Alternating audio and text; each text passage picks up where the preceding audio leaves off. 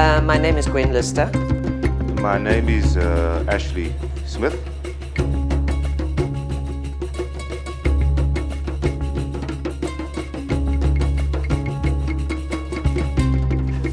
My name is Danki Kahirika. My name is Estelle De Bruin. I'm Tuemo Haidola, a journalist at the Namibian newspaper.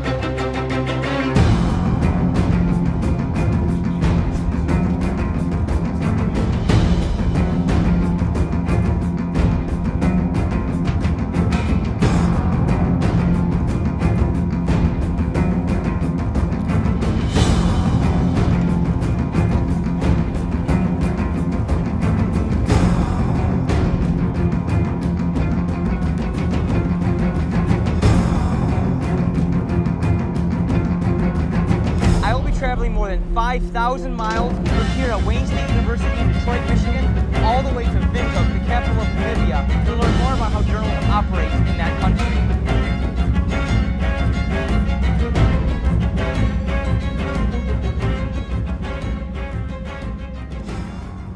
Namibia is the second least densely populated country in the world. Located on the African continent, it sits right above South Africa and just below the country of Angola. And with a population of 2.2 to 2.6 million people, you can fit 5 lower Michigan peninsulas inside the country and still have a little wiggle room.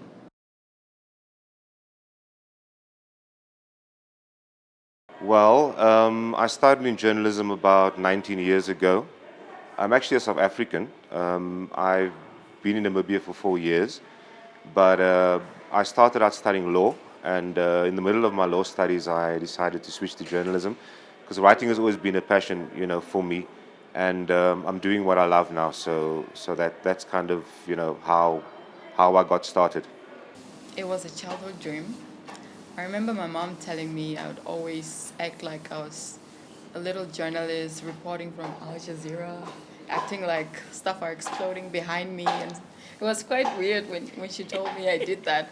I would be like, reporting for Al Jazeera, as you can see behind me. Oh gosh, no! And it was very weird. But yes, it's something I'd always wanted as a child. I'm originally from South Africa. I came up to Namibia after I finished my degree at the University of Cape Town. My parents were then resident in Namibia in any case. I came up here for one reason. I wanted to be a journalist. I was an activist / journalist, or that's what I wanted to be. I wanted to make a difference to show that there were whites who were opposed to the policy of apartheid.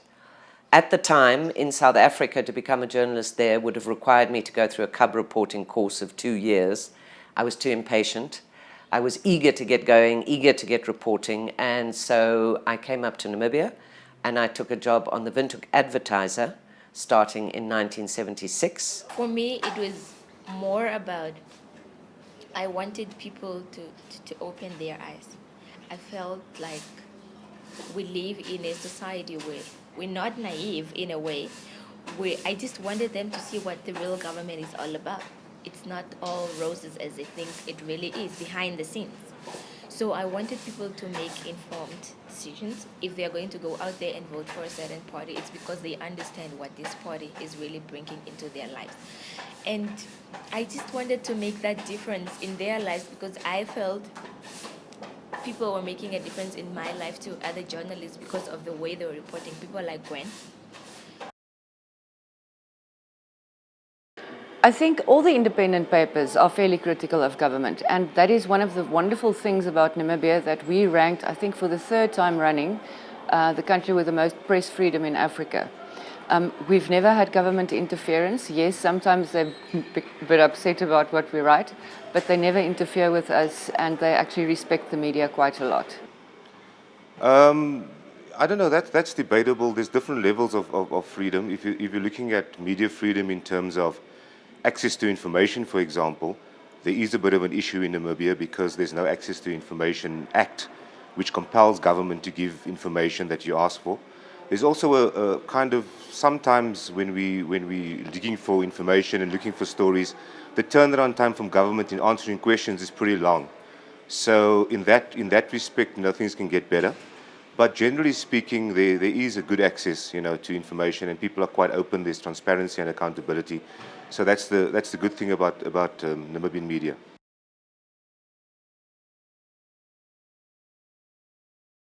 Well, look, I don't think there's a categorical answer because having come from the era I've come from where there was no democracy, and yet we managed to keep that free voice alive. Yes, sometimes journalism can be there even when there is no democracy, but obviously that comes at a price. Obviously, one of the key pillars of democracy, is an open and free press. The ability to look at society in a kind of analytical way, and then obviously projecting, what's happening in communities.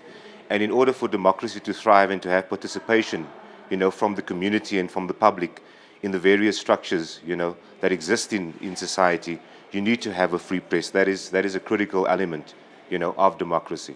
Yeah. So totally, you cannot have democracy without a thriving free press. That's a very interesting question. I never thought of it that way. I think they're complementary to each other. What makes journalism, I'm sure you can have journalism where you don't have democracy, but it will be suppressed and it will be constrained and it will be very dangerous probably if you really want to write the truth. In our situation, we are just blessed. I attended a workshop in Sweden a few years ago about journalism and democracy, which was attended by people from all over the world, people from Syria and Sri Lanka and China. And to get exposed to their concept of lack of freedom of journalism, the constraints they face in a relatively place where they have newspapers, where they can write theoretically what they want. It was an eye-opener for me to come back and realize just how much we have to be thankful for, that we can actually thrive and contribute to building the democracy. There's also in our country a fair realization and respect that we are indeed the fourth arm of the state, the fourth pillar of holding up the democracy. And the role that we play in keeping government on its toes, being the critical eye, to also point out sometimes to government things that they might not be aware of. That's happening in society, social perils that people face, that they can address these issues when they make policy. While I was going around asking people about the country and its 25th anniversary of independence, I wanted to know what some of the journalists thought about what the next 25 years is going to hold for them.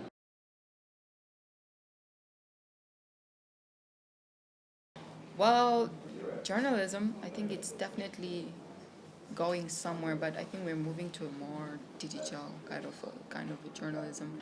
In the next 25 years, I think, the challenge for the media, firstly, is, as I said, to actually harness the new technologies that is around today and to use it, to attract more people to reading newspapers. As you know, around the world, newspaper sales are dropping, and that's a big challenge for the industry internationally and, of course, in Namibia. But what we need to do is actually evolve with that and use the tools to our benefit to increase, new readers, newspaper readers.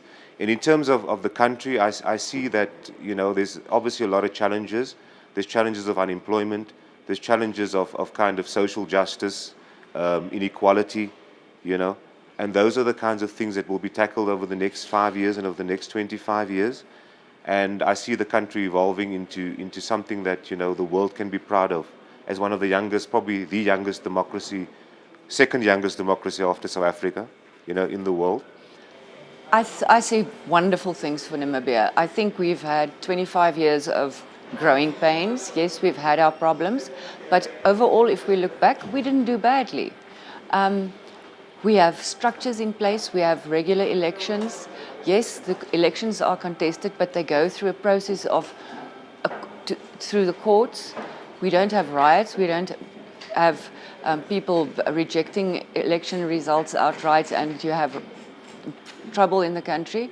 I think of Namibia as a young, mature, 25-year-old place that can only go forward. Okay, well, when I first interviewed Sam Nujoma, and I believe that was in 1981, I think I did one of the first interviews with him.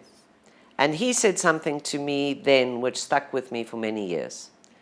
And he said to me, I want Namibia to be the first success story in Africa. That to me was important. He was not only acknowledging that there weren't any African success stories, but he was also, I think, showing the way into the future where Namibia should be the success story. And I think it's something that not necessarily only his words, but that drove me too, as a journalist, as a concerned citizen, as a person who loves her country and its people, was if it is not possible in a huge country like Namibia with a population of under 3 million to make a success, to feed, clothe, house, educate the nation, then it probably can't be done. And so it always motivated and really compelled me to do what I did, to say we can succeed, we can become a success story, we can become a shining beacon of democracy in Africa, and we can push that further afield as well. There's no reason why Namibia, this, well, not small country, big country, small population, doesn't really feature on the map of the world much, cannot make a statement in the world, in global politics. That was my feeling, very strong. The Republic of Namibia truly is a beautiful country with a rich and interesting history. During my time there, I was able to experience a different culture than the one I know back in America, and I was able to do many different things, including try different ethnic foods, go on safaris, and talk with journalists of the country how journalism operates there and what they do. I'm very excited to see what's going to happen next for the country in the next 25 years of independence.